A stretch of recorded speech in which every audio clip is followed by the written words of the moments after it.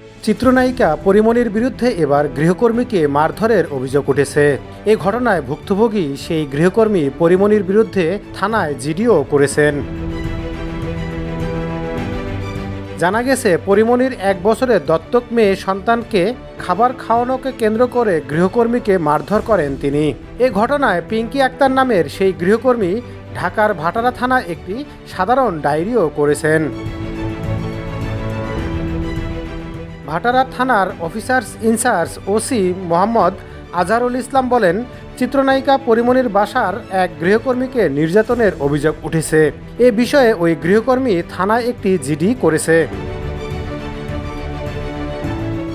এর আগেও নানা বিতর্কিত কর্মকাণ্ডের জন্য পরীমনির বিরুদ্ধে একাধিক মামলা আদালতে চলমান রয়েছে। 2021 সালের 6 জুলাই ঢাকার সিনিয়র জুডিশিয়াল ম্যাজিস্ট্রেট রাজীব হাসানের আদালতে ব্যবসায়ী নাসিরউদ্দিন মাহমুদ বাদী হয়ে পরীমনি সহ 3 জনের বিরুদ্ধে একটি মামলা করেন। মামলায় নাসিরউদ্দিন উল্লেখ করেন, পরীমনি ও তার সহযোগীরা অ্যালকোহল সেবনে অভ্যস্ত। তারা সুযোগ বুঝে বিভিন্ন নামিদামি ক্লাবে ঢুকে অ্যালকোহল পান করেন এবং পার্সেল নিয়ে মূল্য পরিশোধ করেন না।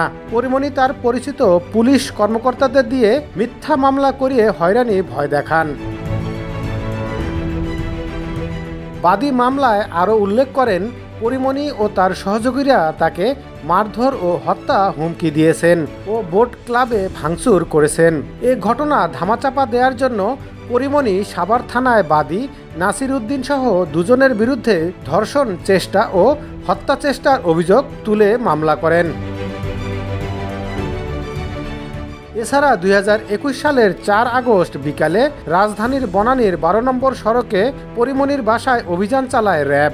এ সময়ও ওই বাসা থেকে বিপুল পরিমাণ মাদকদ্রব্য জব্দ করা হয়। মাদকের মামলায় পরীমনির সে বছরের 5 আগস্ট 4 দিন ও 10 আগস্ট 2 দিনের রিমান্ড মঞ্জুর করেন আদালত।